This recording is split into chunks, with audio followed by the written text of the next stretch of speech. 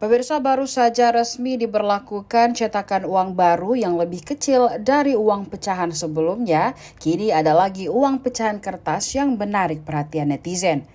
Beredar dalam sebuah video uang kertas pecahan sebesar 1 juta rupiah per lembar. Video uang kertas yang bertuliskan 1.0 itu tersebar luas di media sosial TikTok pada Jumat 18 November 2022. Diunggah pemilik akun TikTok Nia Margareta 32, video tersebut sudah dikomentari 1.300 warganet dan ditonton 952.000 kali sampai Minggu 20 November 2022. Lalu, benarkah uang pecahan 1 juta rupiah itu berlaku? Dan kapan mulai digunakan transaksi? Dikutip dari Kompas.com, video serupa sebelumnya sudah pernah viral di awal November 2021 lalu. Pihak otoritas keuangan angkat bicara soal pecahan uang besar tersebut.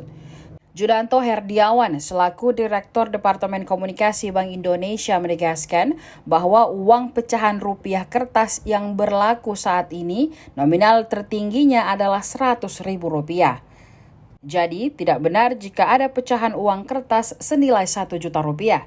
Sementara itu, Head of Corporate Secretary Peruri, Adi Sudardi, saat mengatakan bahwa uang 1.0 dalam video viral tersebut adalah uang spesimen yang tidak bisa digunakan untuk berbelanja.